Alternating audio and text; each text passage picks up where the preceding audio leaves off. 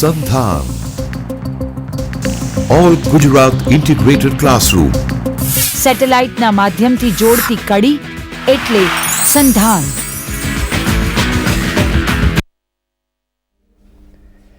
Good morning, everyone.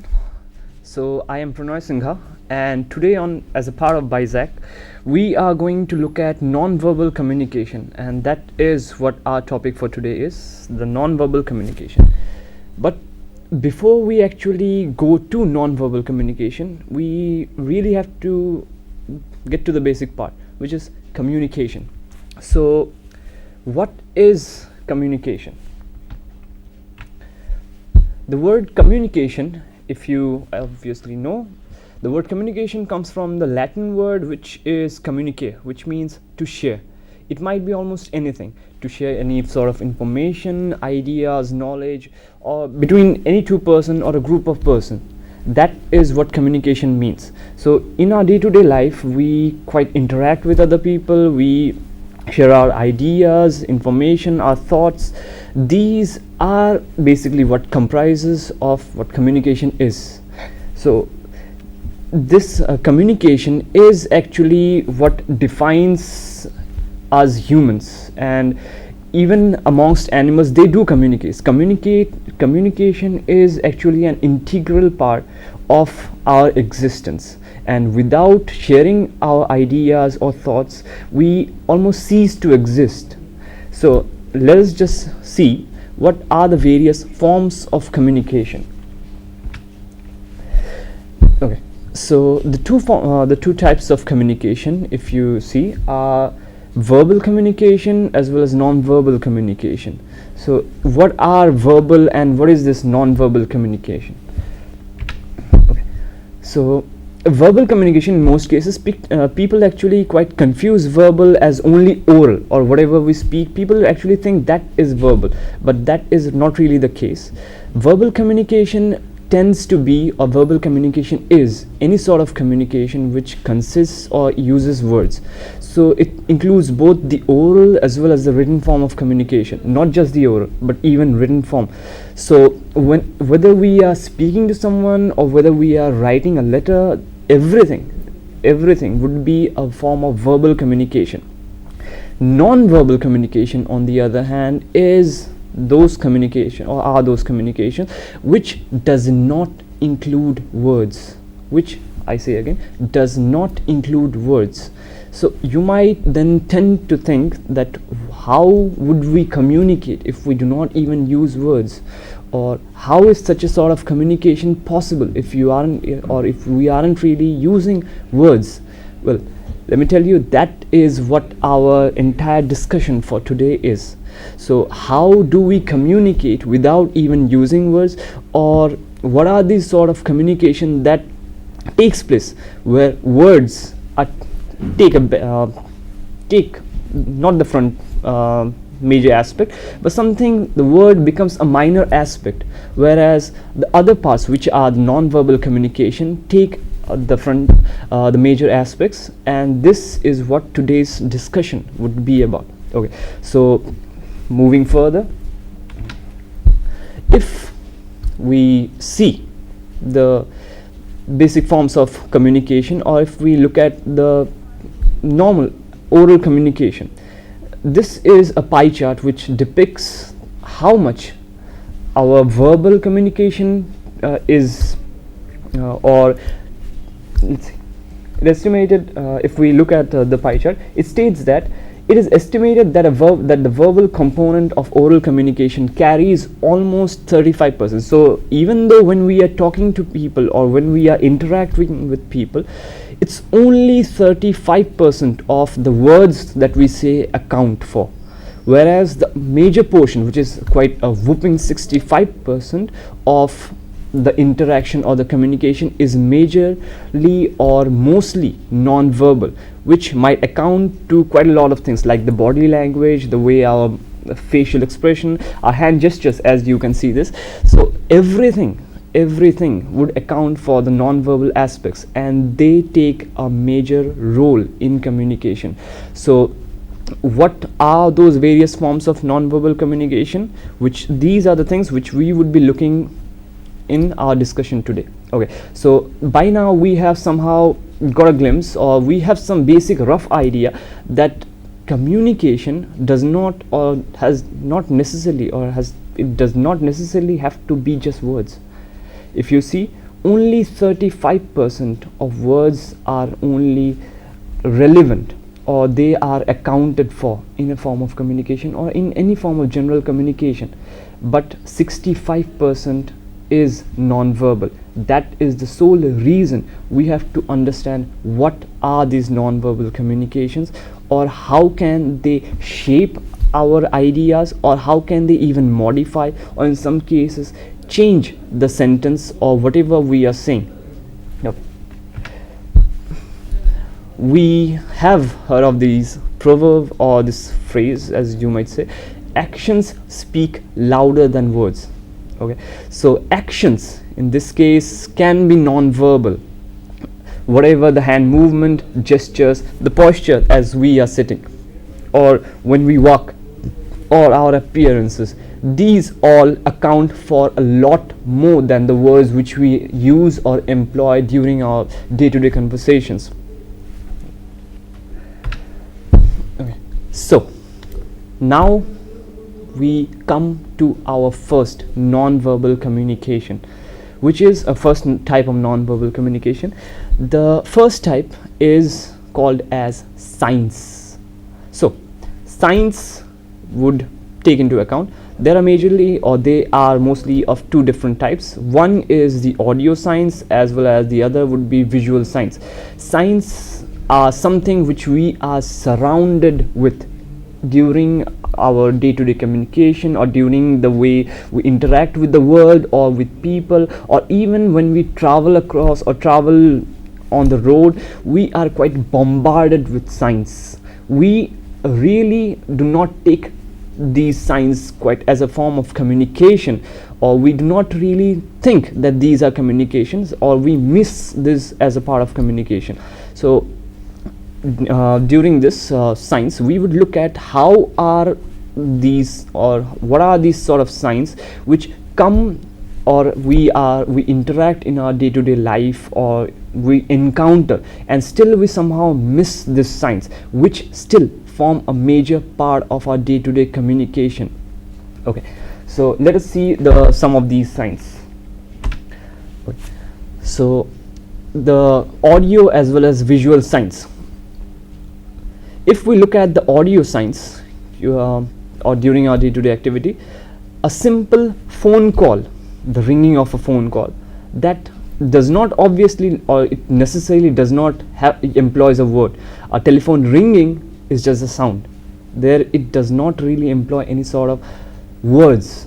So what does it convey? It does convey a meaning. It does communicate with us. What does it communicate? Obviously to pick up the phone, to take or pick up the receiver and just talk to the other person. So the ringing, without even employing any sort of word, does or is conveying a message, or is communicating with us. On the other hand, another audio signs would include, say for example, doorbells. So you were at your house and suddenly you hear the ringing of your bell. So without, in most cases, doorbells necessarily does not employ words. They simply give you any sort of random sound, but listening to that sound, you have some idea that someone is at your door, and you rush towards the door. And how did that communication, or what is that which took place?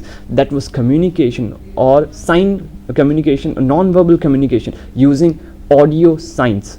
Apart from that, when we are going on the road and suddenly a car keeps on honking behind us, so that also is a sort of audio sign.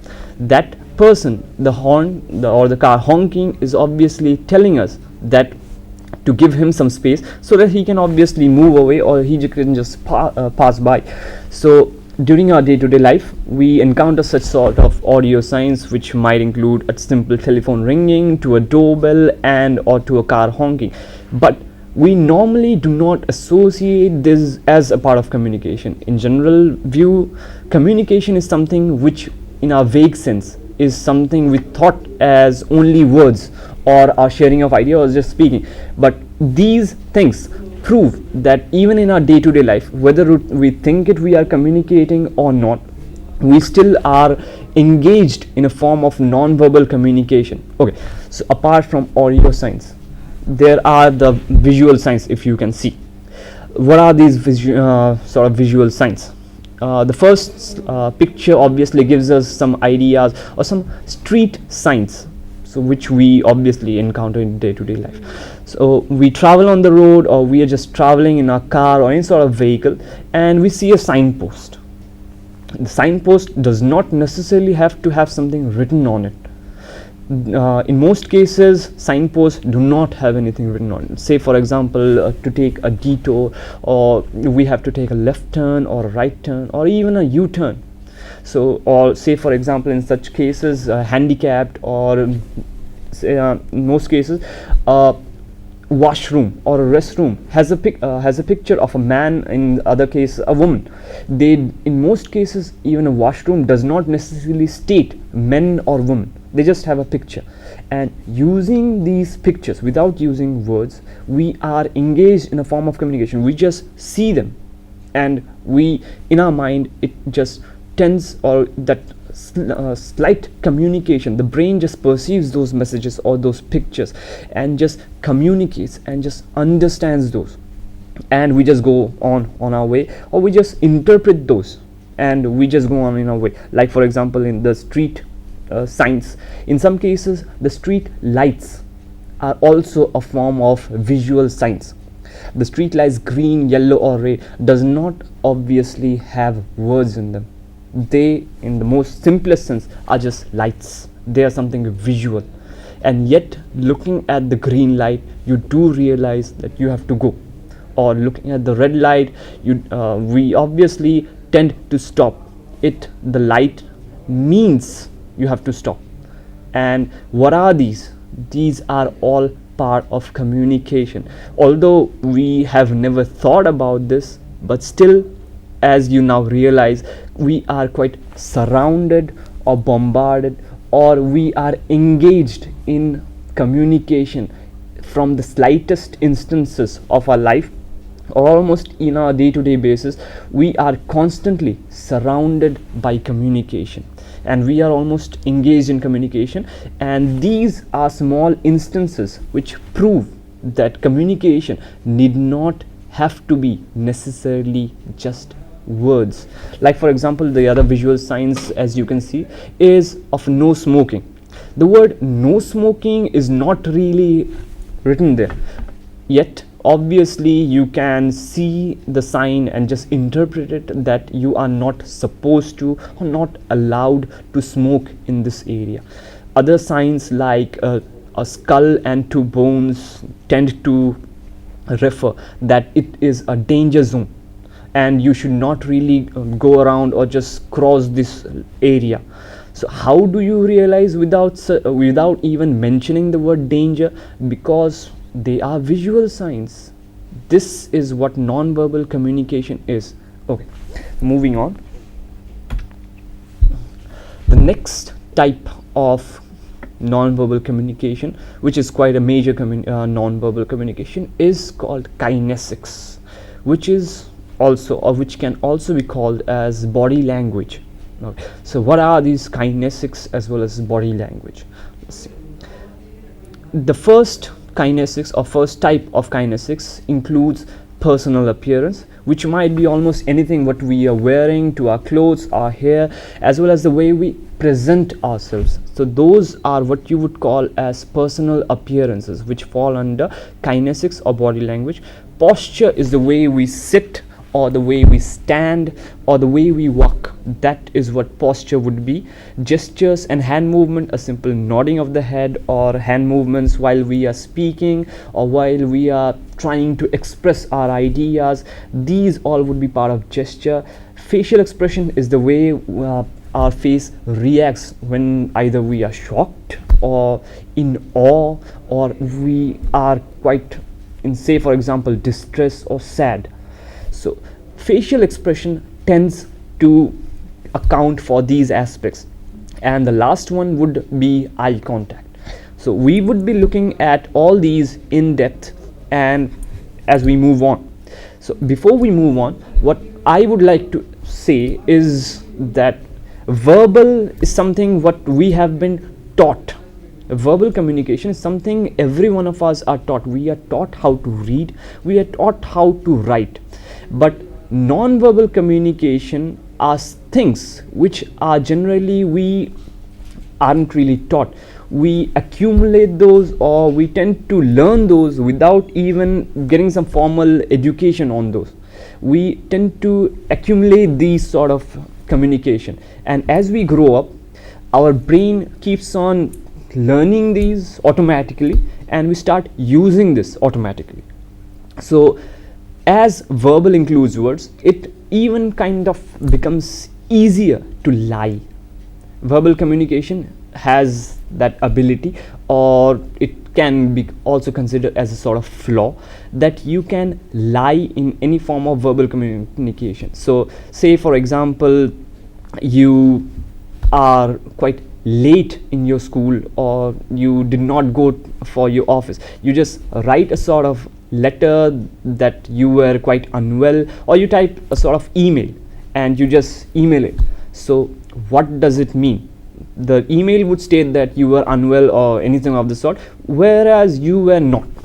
So what did you do? You just lied using the verbal form. And what does it do?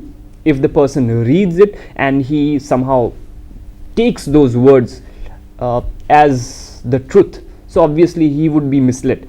But say for example, you meet your boss and somehow or the other he just questions you, or why you did not come to work today, and the moment you lie, the words might be quite easy enough for you to create any sort of lie. Words are quite easy, but it's the way you say, your mind